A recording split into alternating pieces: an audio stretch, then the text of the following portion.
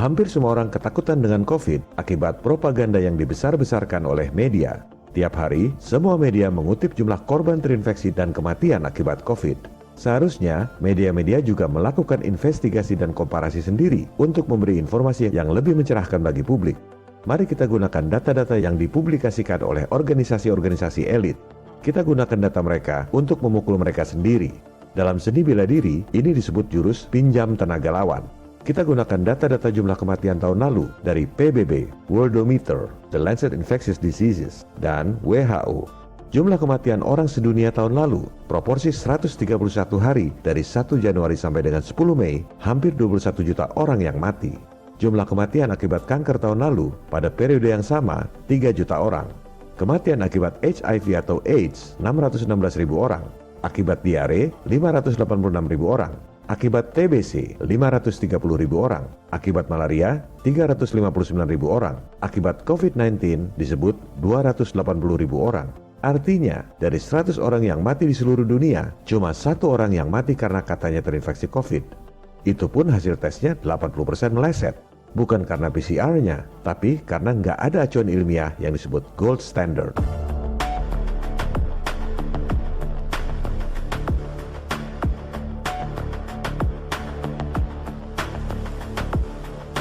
Itu perbandingan jumlah kematian di dunia. Bagaimana dengan Indonesia? Ini yang seharusnya dilakukan oleh media-media. Jangan cuma kopas data buat takut-takutin rakyat. Kita gunakan data dari PBB dan International Vaccine Access Center. Kita juga gunakan data-data nasional dari Kapolri, BPS, dan Kementerian Kesehatan. Jumlah kematian di Indonesia tahun lalu, proporsi 131 hari dari 1 Januari sampai 10 Mei, 632.000 orang mati. Kematian akibat diare balita hampir 12.000 orang. Akibat kecelakaan lalu lintas 8.400 orang.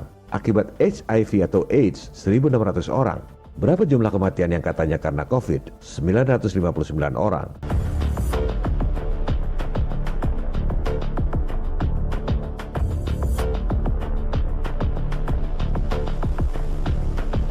Bukan kita mengecilkan para korban, bukan kita tak berempati. Tapi kita harus lihat dalam konteks secara keseluruhan.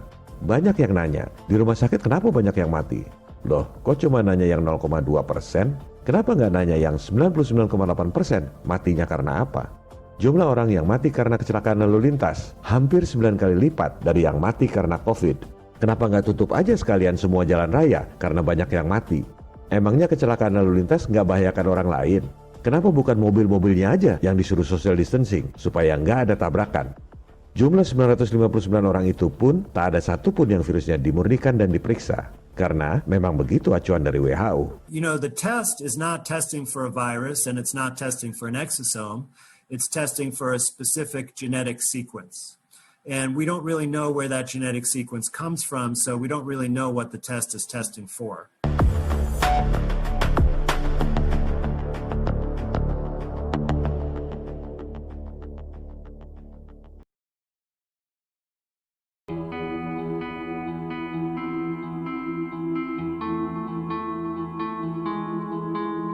Berikut adalah kesimpulan yang akan saya tulis di layar agar bisa di-capture dan sebar lewat medsos. Sebab, menurut saya, ini adalah temuan yang luar biasa dari Dr. Kaufman. Kita bisa selesai dari masalah COVID saat ini juga kalau kita mau mencoba untuk memahaminya. Prosedur standar yang dilakukan oleh saintis peneliti virus di seluruh dunia adalah sesuai dengan acuan yang diberikan. Ibaratnya, sesuai pelajaran sekolah, textbook. Prosedurnya, ambil sampel dari cairan paru-paru, ambil DNA-nya, teliti urutan genetiknya. Argumentasinya, dari inang atau rumah yang rusak itu pasti ada pencurinya.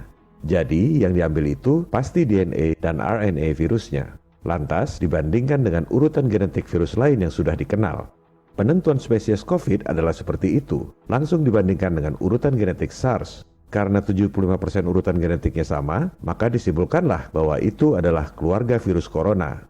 Padahal, menurut sains mereka sendiri, DNA manusia itu 80% sama dengan ikan zebra.